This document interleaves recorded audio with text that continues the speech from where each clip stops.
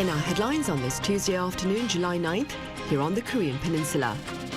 Ahead of his attendance at this year's NATO summit over in Washington, D.C. this week, President Yoon visits the U.S. Indo-Pacific Command over in Hawaii in a display of shared dedication to global security. Meanwhile, Russian missiles bombard Ukrainian cities in broad daylight back on Monday, also targeting a children's hospital in the capital, Kyiv. Local authorities claim at least 31 people have been killed and more than 100 injured. And over in the U.S., President Joe Biden calls for unity within his Democratic Party for his re-election campaign, as congressional Democrats are poised to meet Tuesday morning for a gathering that pundits believe may prove to be a make-or-break session for Biden. We start in Hawaii, where President Yoon is scheduled to make a symbolic visit to a U.S. security commander in a show of commitment to broader peace and prosperity. For more on this, I have our top office correspondent Kim Do-yeon standing by live. Do-yeon, welcome, and do start us off. Aloha, Sonny. As you said, the president landed here in Honolulu earlier today. The main event of this leg of his trip will be early tomorrow when he visits the command and be briefed by the commander on ongoing security issues in the region. And as we have reported before, it's the first time for a South Korean president to visit the U.S. Indo-Pacific Command since it changed its name from Pacific Command back in 2018. And if you count Pacific Command as well, it's the first time in 29 years. Take a listen to what the top office had to say before. US INDOPACOM covers the Indo-Pacific region, 52% of the Earth's surface, and has the largest responsibility among 6 regional unified combatant commands. US Forces Korea is also under this command, so it has a pivotal role for peace on the Korean Peninsula. Now, after that, tomorrow evening, President Yoon will take off for Washington, D.C., where the NATO summit is being held. This will be his 3rd consecutive appearance after becoming the first South Korean president to participate in the annual summit back in 2022. Now, this just came in, and the top office said there will be a Seoul-Tokyo bilateral on the sidelines of the NATO summit. This is one of many bilaterals that President Yoon is said to have, but Seoul-Tokyo always garners more attention, so we'll have more details on that soon.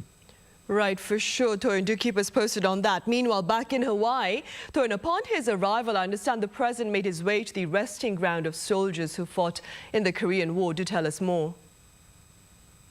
That's right, Sonny. Upon landing, President Yoon took the time to emphasize the ROK-U.S. alliance right away by visiting the National Memorial Cemetery of the Pacific, also informally known as the Punchbowl. He paid his respects there as around 10,000 Korean War veterans and their families have been laid to rest there. This includes Benjamin Wilson, a U.S. Medal of Honor recipient who passed away back in 1988. He also met with some surviving Korean War veterans there. Now, he's set to wrap up his first day by hosting dinner for overseas Koreans here in Hawaii. Toyin, I hear the president's trip to Hawaii, it's also being covered favorably by the media there. Right, Sonny. A local newspaper, the Star Advertiser, had President Yoon's visit on its front page this morning. The paper focused on regional security issues, especially with Russia and North Korea's strengthened military cooperation, as well as Russia and China's naval cooperation. The article highlighted that South Korea announced its own Indo-Pacific strategy back in 2022 and that it's looking to become a global pivotal state. The paper is the largest daily newspaper in Hawaii, so many local residents should have been reached. That's all for now. Back to you, Sonny. All right, and thank you for that coverage. That was our Kim Do-yeon reporting live from Hawaii on the president's agenda, that is, prior to his attendance at the NATO summit over in Washington, D.C. this week. Now, up next, our senior correspondent Oh Seong touches upon the significance of the president's upcoming trip to the U.S. Indo-Pacific Command in Hawaii, as observed by a local pundit. Do take a listen.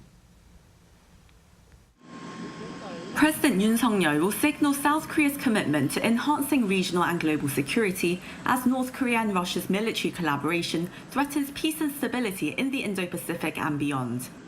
As President Yoon travels to Washington, D.C. for the North Atlantic Treaty Organization's annual summit, he's stopping by Honolulu, Hawaii. The island state is home to the U.S. Indo-Pacific Command, which covers about half of the Earth's surface, including the Korean Peninsula, where some 28,500 U.S. troops are stationed. According to Yoo Ji-un, research fellow at the Korea Institute for Defense Analyses, the president's visit to the command headquarters on Tuesday will not only prove the strength of the 70-year-old South Korea-US alliance, but Seoul's growing role as a contributor to global security. It underscored South Korea's dedication to countering threats from North Korea and China while aligning with broader international defense strategies. By engaging with both Indo-Pacific Command and NATO, President Yoon highlights the interconnected nature of Indo-Pacific and transatlantic security, promoting a comprehensive defense strategy. This conveys a message of solidarity and cooperation with the key military alliances, reinforcing South Korea's position as a pivotal security partner committed to maintaining stability and peace on a global scale. Controlling the US's key strategic assets, such as aircraft carriers, nuclear submarines and bombers, the Indo-Pacific Command plays a crucial role in enabling military cooperation between Seoul, Washington and Tokyo to deter North Korea's nuclear and missile threat to regional security. Three-way activities have increased since plans to institutionalize trilateral security cooperation were agreed upon at Camp David last year.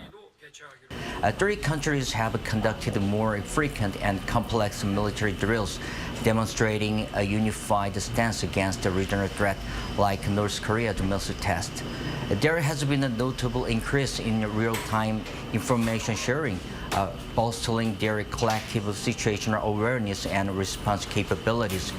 Additionally, collaborative efforts in missile defense have intensified, focusing on interoperability and combined defense strategies. Given the mounting threat posed by North Korea and its recent treaty with Russia on military cooperation, as well as suspected weapons delivery, Yoo says the 3 Indo-Pacific partners have space to collaborate further on the maritime front. The navies of South Korea, the U.S. and Japan could enhance joint maritime patrols and surveillance to monitor and deter illicit activities. Strengthening interoperability through regular advanced neighbor exercises would improve coordinated responses to any threat. Establishing a shared intelligence network would ensure real-time information exchange, which is crucial for tracking adversarial movement. President Yoon's office says the leaders' visit to Honolulu and Washington, D.C. is aimed at strengthening South Korea's security through global cooperation. Based on the solidarity, Seoul will aim to expand its scope of security cooperation to economic and technological partnerships with like-minded countries. Oh Soo-young, Arirang News, Honolulu. Meanwhile, in a written interview with Reuters ahead of the NATO summit in Washington this week, President Yoon Suk-yeol claimed Russia needs to choose between the 2 Koreas and that the future of Seoul's interactions with Moscow depends on the latter's actions. Accordingly, in this next report, our An Sung-jin covers the Kremlin's response. Russia has responded to South Korean President Yoon Suk-yeol's latest statement.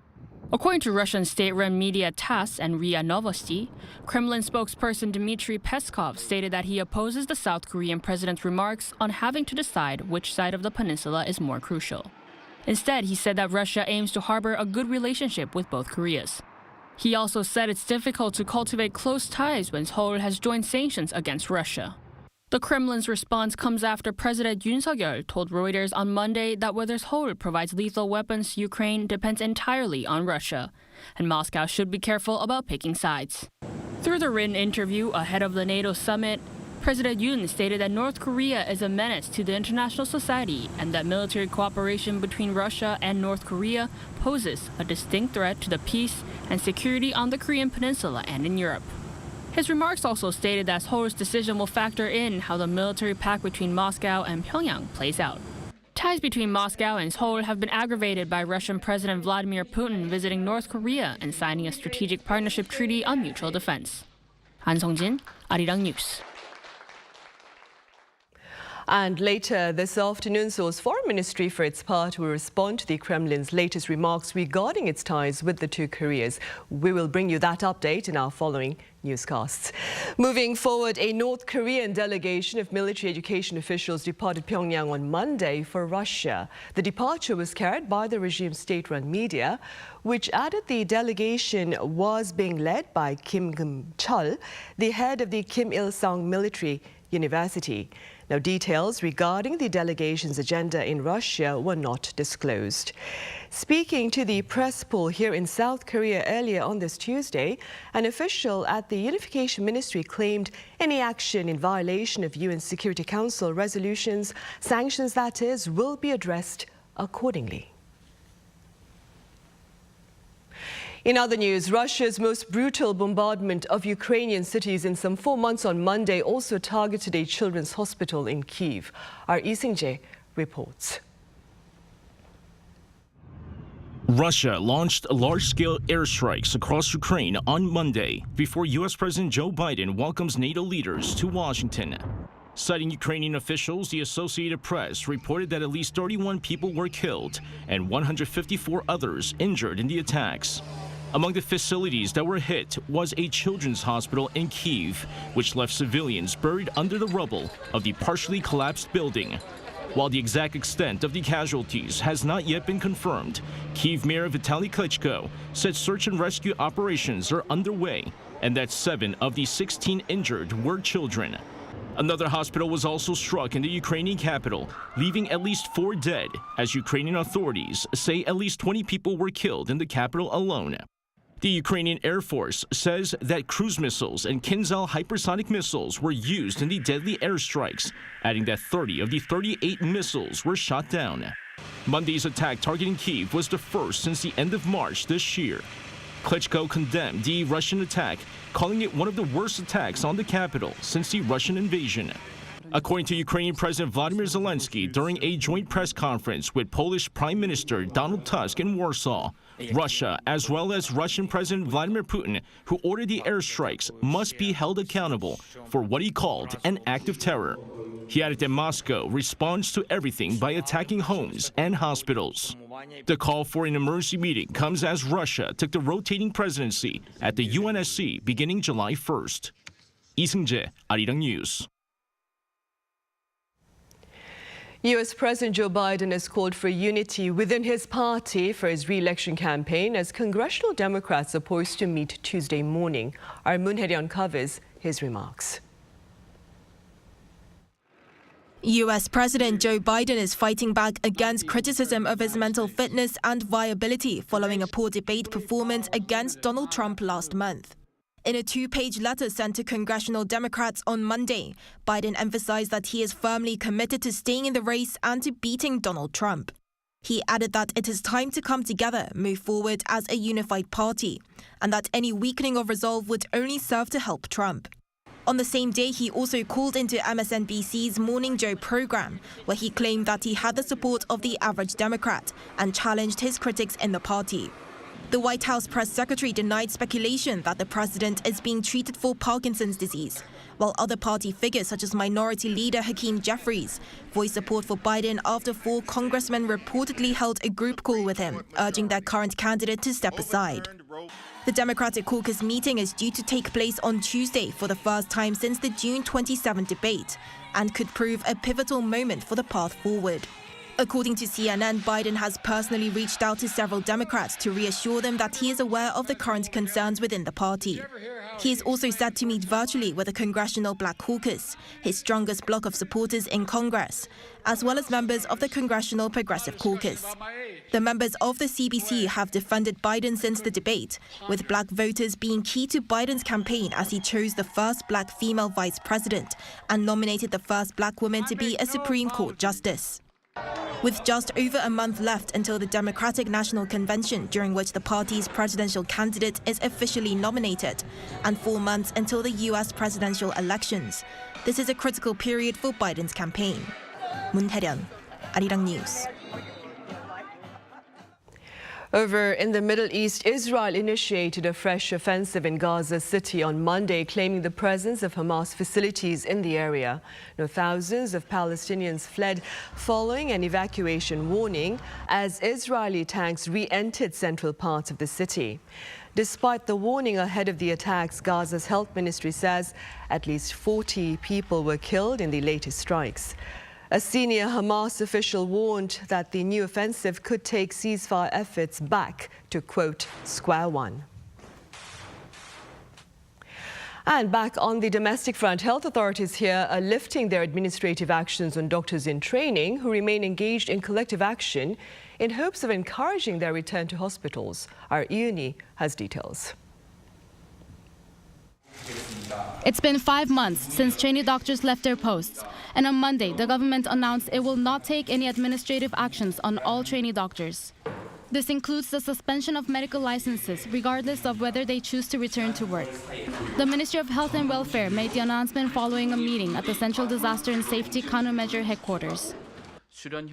After reviewing feedback from training sites and assessing the current medical field situation, the decision has been made, effective immediately, not to impose administrative penalties on trainee doctors, regardless of their return status. With the recruitment period set to start on September 1st, hospitals need to know how many trainee doctors will return to their posts so that they can plan how many new residents to recruit. The government is looking to ease the return policy for those who have resigned, so they can apply for the second half of the year. The current regulations prohibit residents who resign during their training period to return to the same position within a year. Training hospitals should finalize resignations and confirm vacancies by July 15th for the recruitment starting on July 22nd. Last month, the government withdrew various penalties issued to trainee doctors to provide them with some flexibility to return to their duties.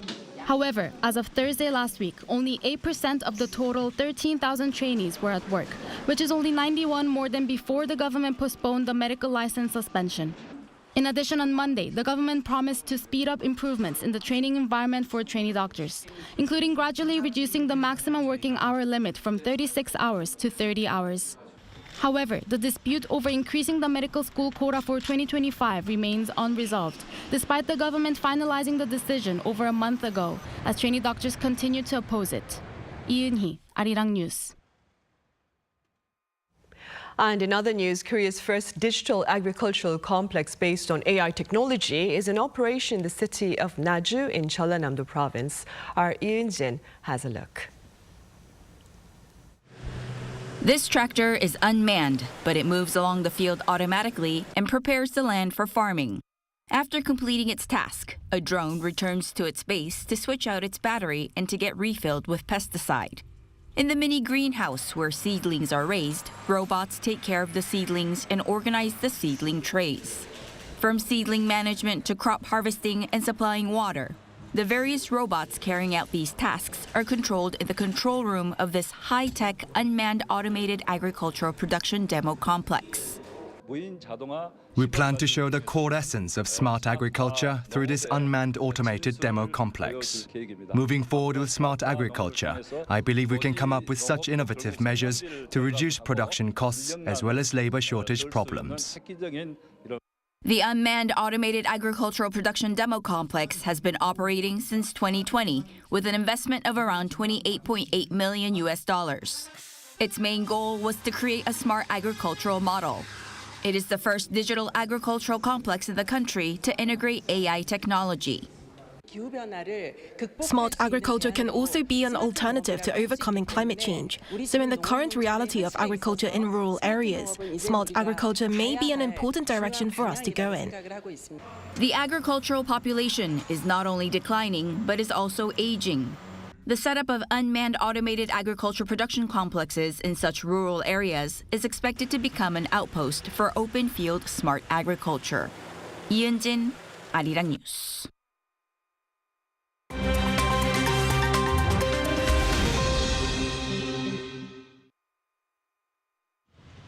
Let's take a look at the latest news in the world now.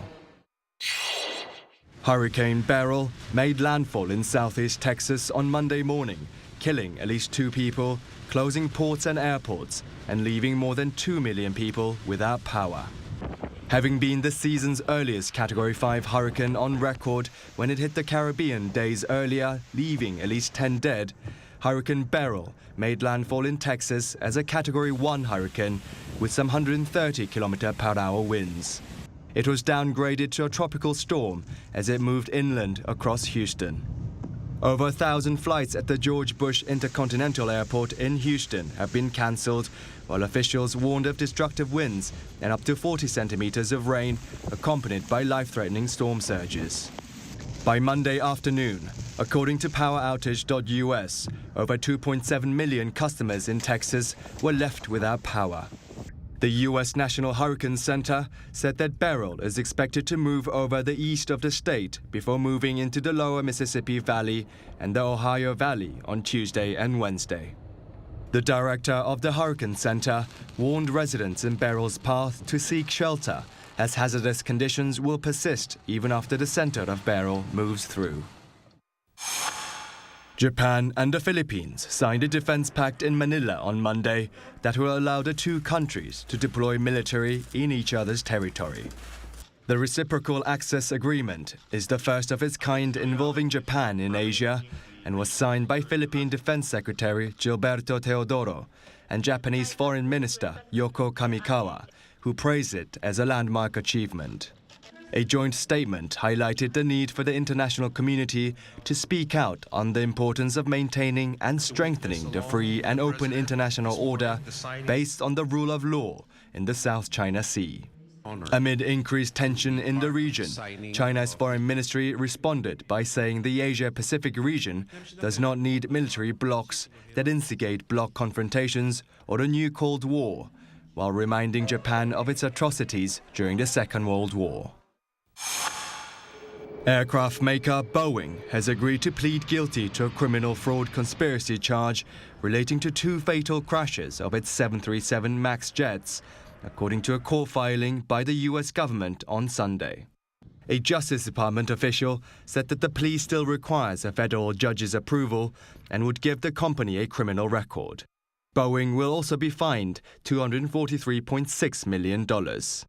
This comes after the Justice Department in May found Boeing to be violating the terms of its probation over charges stemming from crashes in 2018 and 2019, which killed 346 people.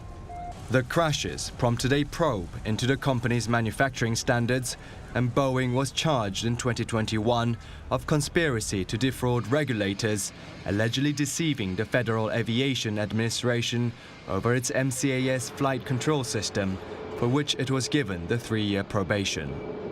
Kim Seong, Arirang News.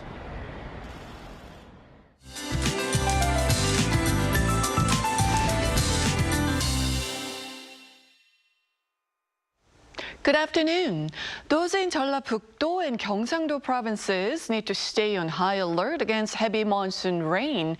In fact, Andong and Sangju in Gyeongsang-Buk-do province saw the most single-day rainfall yesterday, and more rain will lash down on those regions with a landslide alert issued as well. Meanwhile, rain clouds will expand to more parts of the country as the day goes on. Many parts will see 30 to 80 millimeters of heavy showers or even more until tomorrow. And this round of rain is forecast to come down hard overnight, so please stay safe.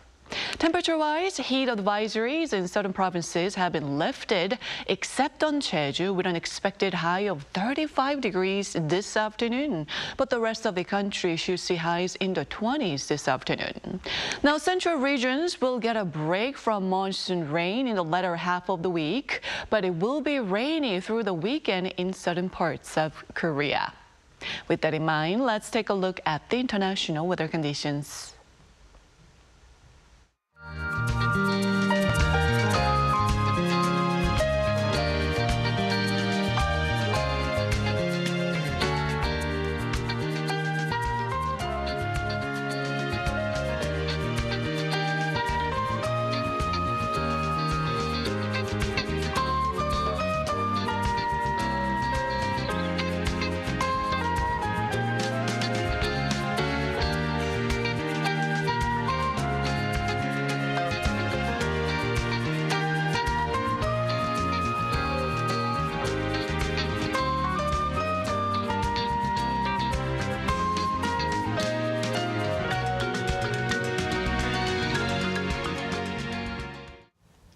Those are the headlines at this hour here in Korea. Coming up right after this break is our daily panel session. And today we address again the upcoming NATO summit with our foreign correspondents. Do stay with us.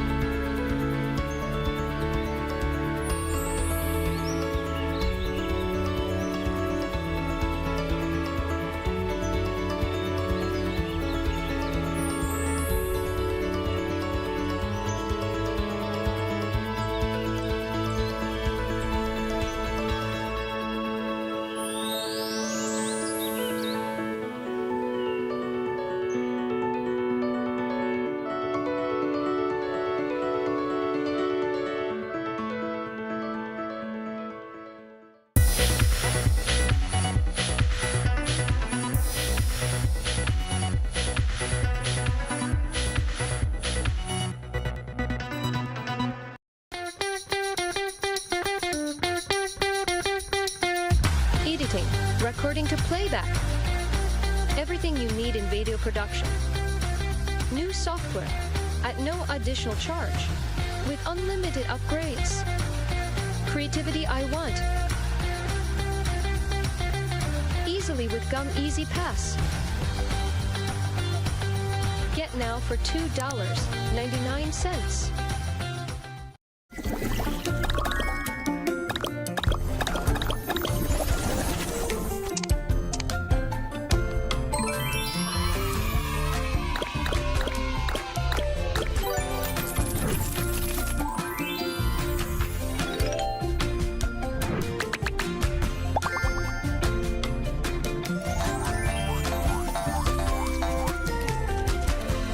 Adventure. Play now.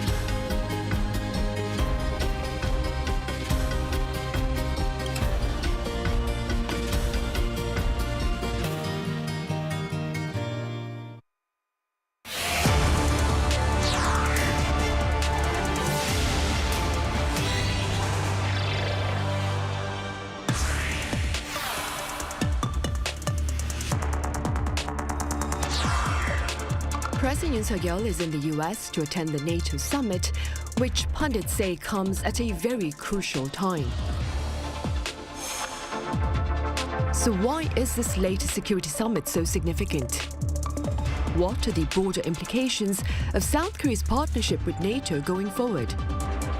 Also, how does the result of the U.S. presidential election in November look to affect NATO? Hello and welcome. It's Tuesday, July 9th here in South Korea, and you're watching Issues and Insiders. I'm Min San-hee.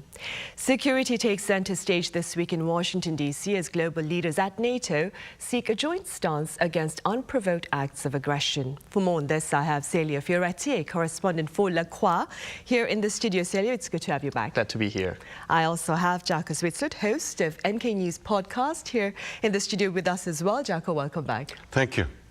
Celia, the annual NATO summit kicks off in Washington, D.C. this week. Let's begin with some details regarding the agenda. Yes, from July 9th today, actually, to July 11th, the 32 member states of NATO will join for the annual summit in Washington, D.C. this time. It's quite symbolic. It's the 75th anniversary of the treaty signed right after the Second World War. Originally with 12 countries. This summit comes at a perilous time for NATO, actually, with the alliance facing a war in Europe and also several global crises. According to Jens Stoltenberg, the NATO Secretary General, the Washington summit will focus on three main points. First, the core business of NATO, boosting defense and deterrence between the allies. And the second is supporting Ukraine, which is the most critical point this year, supporting Ukraine in its effort against Russian invasion. And finally, the third point is to increase and extend partnerships, NATO's partnership, especially in the Indo-Pacific area, and that's where South Korea comes in. South Korea is part of the IP4, four countries invited to the NATO summit that are part of the Indo-Pacific region. So we have Japan, South Korea, Australia, and New Zealand. President Yoon will be attending the summit. It is expected that NATO will presumably talk about the North Korea-Russia treaty that was signed earlier. Japan will also talk about it. So they will review it, and maybe we'll see some announcement on that. But Ukraine will be the most centerpiece, and see how NATO members can support Ukraine. Some argue that Ukraine should be part and be integrated into NATO. I don't think we'll see that during the summit, as NATO will probably not integrate a member that is currently at war. But still, NATO is definitely siding with Ukraine and preparing ground maybe for future integration.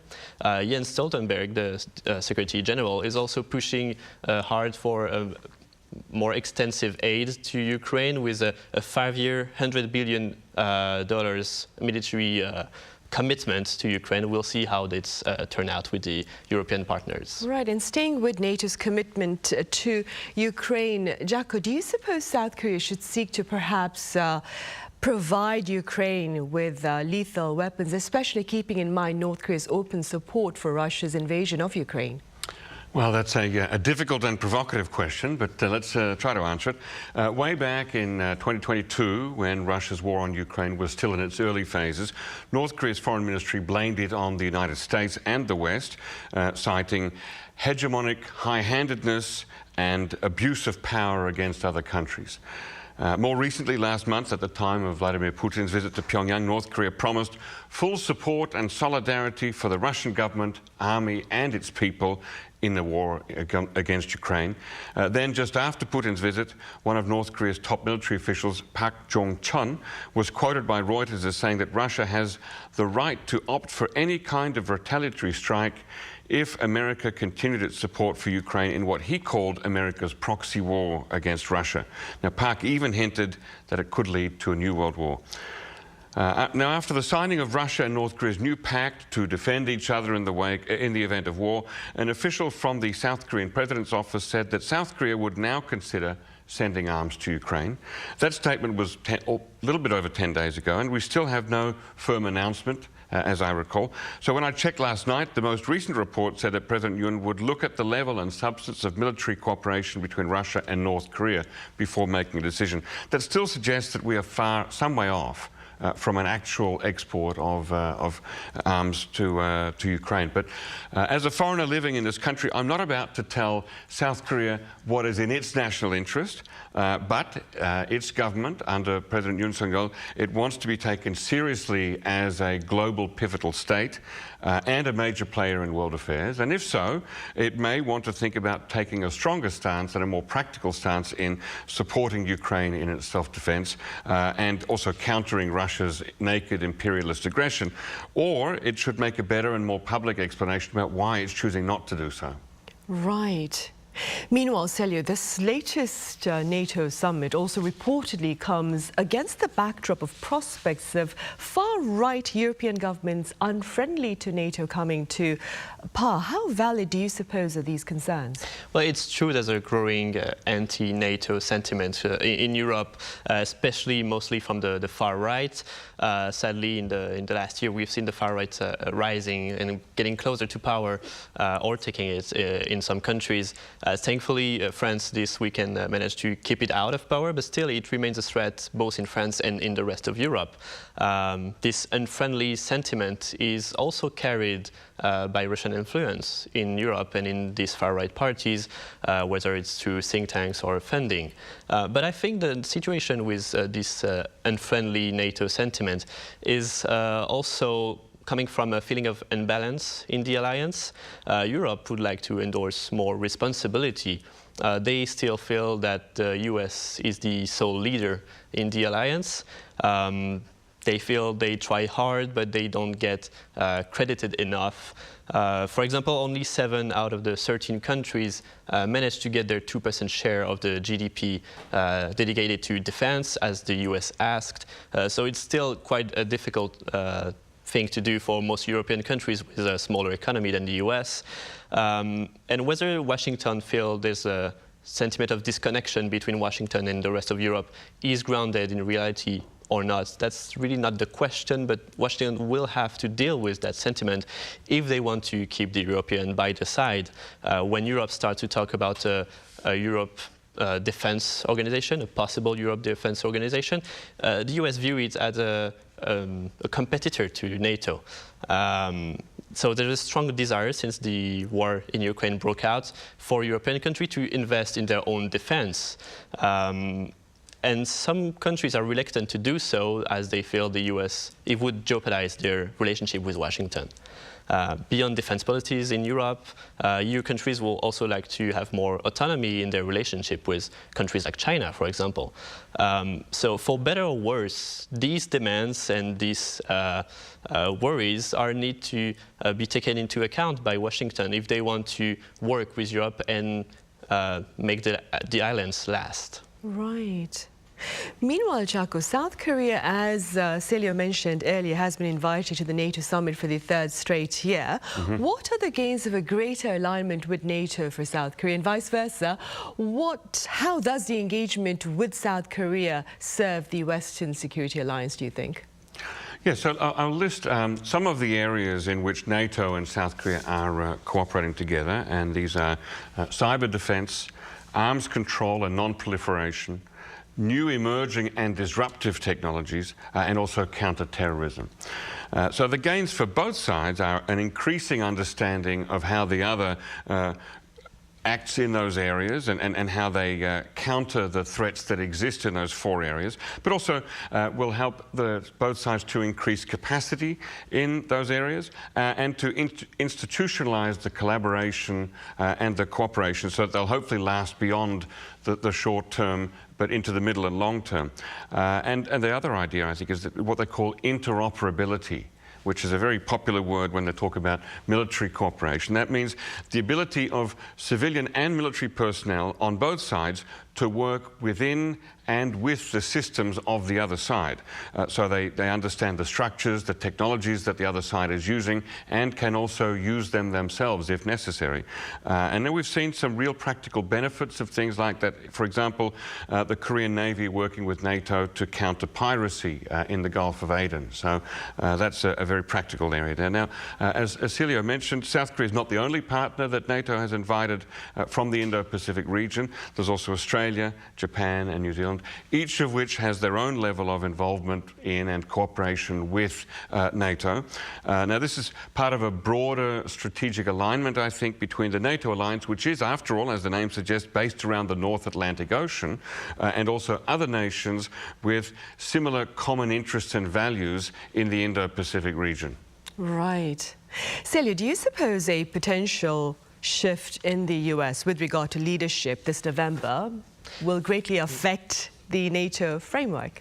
Yeah, one of the issues of this NATO summit is, at least for the US, how to prepare for the worst-case scenario without making it look like a pre-written defeat. The summit comes right at the heart of the presidential campaign, and Biden didn't look that great after the first presidential debate. So he needs to use this summit as a way to promote his candidacy and also his policy. But he cannot pretend as a shift will not be possible in November. If Trump wins the election, there will be changes, but one would be very smart to know how and when will these changes happen. Last year, Biden administration passed a bill to make it harder to leave NATO, so that's one safeguard. But Trump could just play the empty chair policy and just refuse to participate or fund NATO. He has many ways to mingle with the alliance. Strategic weapon, also military training. I mentioned before the issue between Europe and the US about NATO. I think this is one way of saving the alliance if Trump wants to retract from it. We might see a change of framework, but not necessarily from Trump, but from Europe. And I think Europe needs to change the framework to reinforce the European pillar of the alliance. So far, it has mostly been the US carrying the alliance. Of course, the European economies cannot fill the hole if the US leave the alliance, but we are not to this point yet.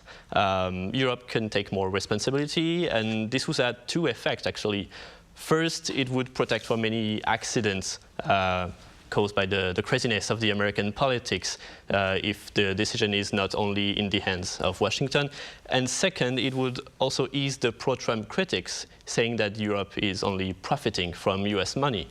So Europe needs to show they can bear the burden of NATO, they can take responsibility and they can fund it, and Biden's need to recognize it too. Right, so it would be an opportunity then for Europe to show its presence within that NATO framework then. Jacko, what about the trilateral alliance among South Korea, Japan and the US? Does it look to be affected by a potential Trump administration?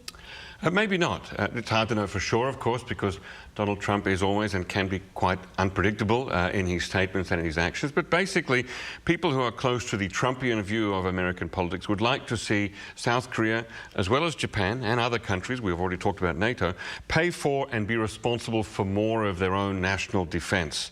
But that doesn't mean that they're opposed to the three countries working together to counter larger regional threats that affect US strategic interests. So where it is possible to imagine, for example, a future Trump administration security advisor recommending that the Republic of Korea take almost all of the burden and responsibility for its own defense against North Korea, it is also possible to imagine that same person suggesting to Donald Trump that South Korea, the United States and Japan work together trilaterally to counter regional aggression by, for example, China. Why? Because China is seen as a greater threat to the United States than North Korea is, both militarily and economically. Now, Donald Trump, in his previous term as president, had good relations with the late Japanese Prime Minister Shinzo Abe, and they golfed together, and they watched sumo, and they ate barbecue together. Now, a re-elected Donald Trump, if that happens, and President Yoon may find that they have good chemistry too. and that could help to keep that trilateral good vibe between the United States and Korea on the one hand and Japan on the other continuing. But even though Trump is likely to want to adjust the alliances with both of those countries to some extent, it doesn't mean that he's opposed to the idea of the three countries working together in a defensive way, especially when it doesn't cost the US any money. Right, a good valid point there. Jacko, would it be possible then to perhaps hope for some breakthrough with regard to tensions on the Korean peninsula under a potential Trump administration, especially keeping in mind, as pundits say, the fact that both Trump and Kim Jong-un appear to prefer a top-down approach to diplomatic affairs? Yeah, this is something that a lot of people are wondering about. Now, of course, it is possible for Donald Trump to go back to the White House as president, and then it's possible that he might want to renew his friendship with Kim, starting a letter-writing campaign and perhaps suggesting a meeting. But Kim Jong-un now has his own renewed friendship with Vladimir Putin that is actually bringing him hard results that he wants to see. So Kim would have to decide what was more important to him. And he would probably want to see what is on the table first, as in what is Donald Trump going to offer this time round. Now, the last time they had a summit meeting, which is already in February 2019, so it's already 5.5 years ago, Kim didn't like the terms that he was being offered. So he stuck to his guns, or rather he stuck to his nuclear weapons, and Donald Trump called an early end to the meeting, and they both walked away. So Kim wants to see sanctions relief against North Korea, and he wants to see a deal that doesn't end up with him simply giving up all his nuclear weapons while hoping for the goodwill of the United States. So does that give much hope for a breakthrough? Not much, but, you know, life is full of surprises. Right, hopefully. Celio, South Korea, Japan and the US recently held an inaugural multi-domain exercise called Freedom Edge, which North Korea condemned harshly. Could you tell us a bit about this latest drill and its broader implications? Yes, at the end of last month, the US, Korea and Japan started their first trilateral military exercise called Freedom Edge. It really shows the new relationship between the three partners now, especially reinforced by the Washington Declaration last year. That's really cement this tripartite friendship, I would say, not call it an alliance too soon. Last August, President Yoon secured US President Joe Biden and Japanese Prime Minister Fumio Kishida agreed to hold annual named multi-domain trilateral exercises on a regular basis during the summit at Camp David as part of efforts to deter evolving nuclear and missile threat from North Korea. The inaugural Freedom Edge drill involved the U.S. aircraft carrier, USS Roosevelt, and multiple Japanese and Korean ships and planes. This drill took place near Jeju Island and for the first time took place across multiple domains. As Jacko said, the interoperability, it's including land, sea, air and cyber, which is quite new, a crucial step toward allowing the country's military to work together in a more seamless way and a wider range of warfighting scenarios. North Korea condemned and started their own battery of tests. There was a little bit of uncertainty at first with a first test that Joint Chief of Staff said it was a missile launch that failed. The North Korea claimed it was in fact a three-headed missile that they were just testing. To make it simple, it's a missile that divided itself into smaller parts to attack multiple targets. There was another launch, and I think Jacko will tell us more about it. Right, then let's stay with that, Jacko. So as Celio mentioned, last Tuesday, North Korea claimed to have tested a new tactical ballistic missile capable of carrying a super large warhead. Now, South Korea cast doubt on this claim. Could you tell us a bit more? Yes, we know that North Korea is looking to perfect what is called a MIRV, or MIRV, a multiple independently targetable re-entry vehicle. So as Celio hinted at, that it's one missile with several warheads on top, each of which can go to its own target, thereby increasing the likelihood that at least one of those targets will be hit by a nuclear weapon, and also hoping to overcome anti-missile defense systems, because although you've only got one missile, you've got multiple bombs coming from it. And North Korea has been aiming at this for a while. They made it a top priority in technology development last year already, so we know that they've been looking at it. Now, the South Korean military did say that the weapon had exploded in mid-flight and said that it was a failure, and they pointed to a video that the South Korean military had made of the test. But South Korea also claimed that this test was of a hypersonic missile, which is something different, so rather than a MIRV. So, writing for NK Pro, analyst Ankit Panda pointed out that North Korea in its own words, had tested the first stage engine of an intermediate-range solid-fuel ballistic missile, which could carry out a launch designed to examine the flight characteristics of individual mobile warheads. So he pointed out that this test was exactly what we would expect to see, and that we can expect to see future tests down the road.